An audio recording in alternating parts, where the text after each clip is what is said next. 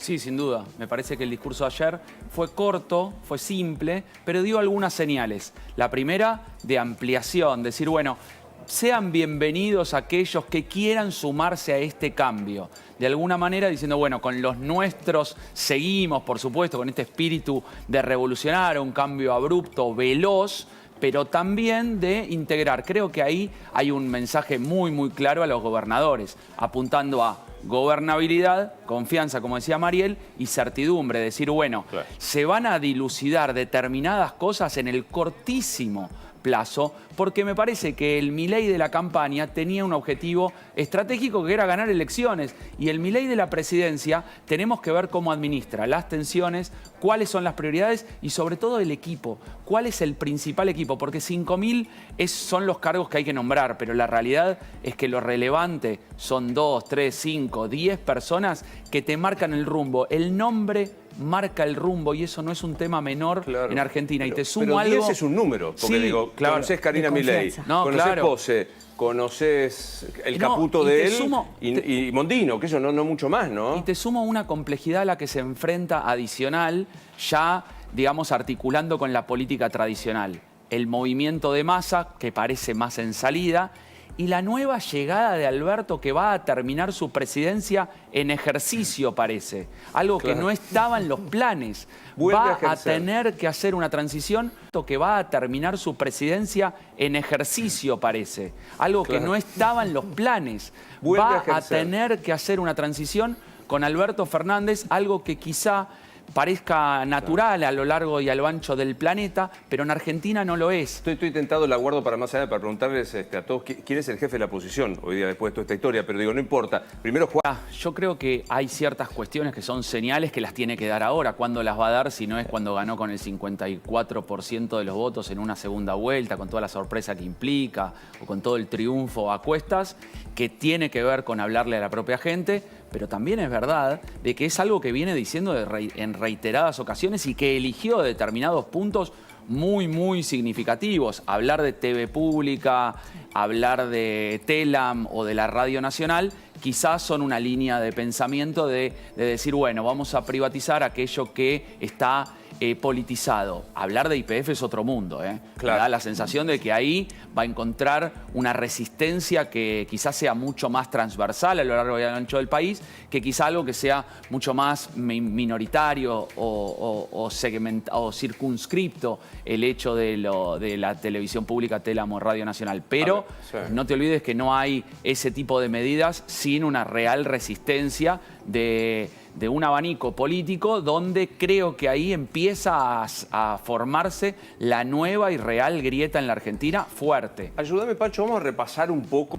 Los que trabajamos en construcción discursiva sabemos que no se puede atacar todos los temas a la vez, si no se genera una dispersión que en las PASO hacia las generales le sucedió a Milei como uno de sus errores.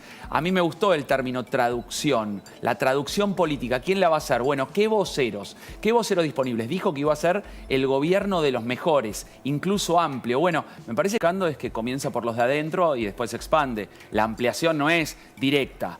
Me parece que en eso se está cuidando y tiene lógica, ¿no? Empezar por algo así como los propios, de ser leal por los leales, propios, ¿no? Incluso en sus apariciones mediáticas, ¿no? A quién les está dando nota, como que está de alguna manera, como se diría, devolviendo favores, ¿no? Pero favores en el buen sentido, y generando un gabinete desde adentro o desde lo más adentro posible para luego ampliar. Esto es lo correcto porque es el mensaje inicial de ser leal con los primeros aportantes, como los aportantes de pozo en la campaña, como se diría en realidad. Es bueno, de pozo. Ahora digo, Milei tiene... El triunfo de Milei como consecuencia generó un caos barroso alrededor. Entonces, empezar a ver en esa situación quiénes levantan la cabeza o quiénes podrían ser jefes de la oposición, me parece que es complejo de asumirlo, ¿no? También es verdad que hay que mirar algunos pequeños ganadores dentro de lo que no fue la Libertad Avanza o el Espacio Pro que después se sumó. ¿Quiénes son los pequeños ganadores que nos ilumbran? Yo creo que Axel es un pequeño ganador, por no decir gran, ¿no? Digo, en un contexto muy difícil de inflación, de economía y magros resultados del gobierno, me da la sensación de que revalidó su título en la provincia de Buenos Aires. No es un dato menor, ¿eh? No, claro. Y la otra cuestión que me gustaría dejar como dato es que Massa, por más de que fue derrotado, consiguió un éxito rotundo que fue ordenar políticamente al peronismo. Y eso tampoco es un dato menor. Pero es interesante, Juan, porque digo, el repaso que hacen Mariel y Gabriel es súper interesante. Digo, bueno, del PRO no busco oposición porque está casi, un sector del PRO está casi adentro del gobierno. Y me parece que no hay que olvidarse de los gobernadores, ¿no? Los gobernadores me parece que van a tener un... Sí, reaparece con un protagonismo realmente importante y algo que para mí llamó la atención de un discurso muy como moderado en sus formas de Massa ayer, en donde muchos le valoraron, le reconocieron de que había asumido la derrota rápidamente, etcétera, de que no había puesto ninguna trampa, digamos, con sus palabras, fue de decir que la transición la iba a manejar con mucha tranquilidad Alberto Fernández. Claro. Lo dijo en el discurso como una señal muy fuerte y creo que esa señal lo que pone es en primer plano. Yo creo que Alberto Fernández en algún sentido lo escuchó por la televisión y dijo, yo, y de repente reasumió en ese momento la dirección ejecutiva que había sido en un comienzo de él hasta la pandemia, luego de Mansur, luego de Massa y ahora vuelve a él. La dirección ejecutiva del gobierno, en donde casi sin nombrarlo, sin avisarle, tiene que volver a tomar decisiones que realmente son importantes y que lo dejan en un centro de la escena de tomar decisiones las más difíciles, muy difíciles, económicas, claro, sobre todo. Es impresionante eso que está diciendo, lo decimos con naturalidad, pero no pasó nunca. Pero lo estoy diciendo, yo trato de decirlo con tranquilidad, pero no, es realmente... Y me tira la bomba, tranquilo. Claro. Tranquilo. Bueno, le doy la palabra... Tiene que devolver la llave del alquiler. Pero es interesante. Ahora, la gente se hartó. Y un emergente muy claro del contexto, ¿no? Me parece, como decía mi amigo Orlando D'Adamo, que el liderazgo es contextual, el liderazgo es situacional, me parece que nunca más. Yo me anoté algunas cosas. Es un liberal post-cuarentena, es un economista en tiempos de crisis, es un disruptivo en tiempos de hartazgo, es un conectado en tiempos en los que la desconexión quedó en primer plano. No nos olvidemos que el proceso, la película fue de desconexión política por desorden interno en el Frente de Todos y también en Juntos por el Cambio. Entonces me parece que se armaron todo un combo que, sumado a que es outsider, sin pasado por supuesto, con las... poner en crítico y en articulador de...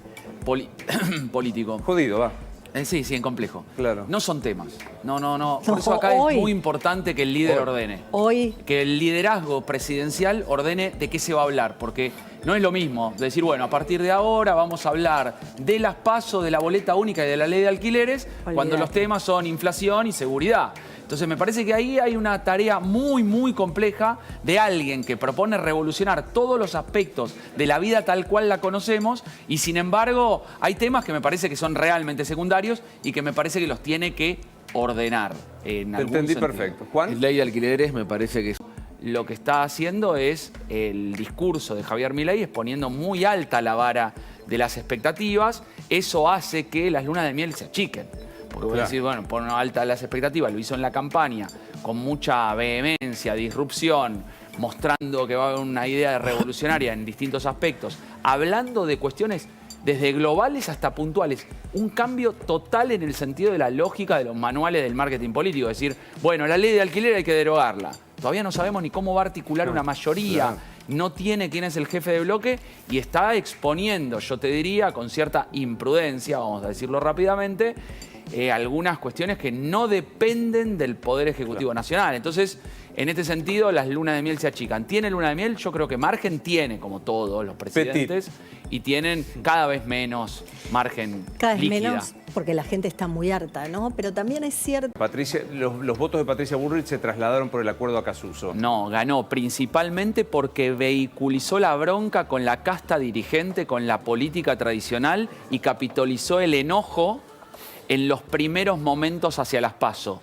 De las PASO a las generales yo creo que, por decirlo en un término automovilístico, se comió algún amague, sumando voceros que no estaban llamados a la campaña, sumando temas como si pudiese hablar de cualquier cosa, cuando lo que se pretendía era temas económicos, dolarización, disruptivos, pero temas económicos al fin, y una vocería, quizá 2, 3, pero principalmente en cabeza de Javier Milei. Eso hizo que perdiera el envión inicial de ser el vehículo del enojo y la bronca y tuviera que recurrir de alguna manera a un ensamble, a un acople diciendo, bueno, la campaña del miedo que me van a hacer hacia mi figura va a ser de alguna manera rebatida con cierta previsibilidad, algo de castizarse con la figura de Macri, Bullrich y Petri. Y creo que eso demostró una capacidad de adaptación bastante importante a nivel de táctica electoral. Gobierno, presidente, otro mundo. Quiero cerrar con Pancho y la economía con Salvador, pero si le jugó a favor o en contra el debate a Massa o a Milei. No, lo que sí decíamos es que cuando mirás la película de la campaña, claro, lo que notás es que Milei fue a hacer su trabajo y lo consiguió, y eso es lo que decíamos y parecía disruptivo, sí, claro, porque el debate racional de propuestas, de estrategias sobre esa pieza comunicacional, llamémoslo así, lo ganó con claridad Massa, lo decíamos todo el tiempo, pero Milei fue a hacer su esquema de campaña, mostrarse sereno. Fíjate que el Milei que da algo mayor previsibilidad, como en el primer discurso, es el discurso del Milei moderado, más tranquilo, apaciguando ánimos, por más de que quizás en los términos o en las decisiones que tome sea realmente disruptiva. Por lo tanto, en el debate, mantenerse sereno le jugó a favor a Milei. Todo suyo.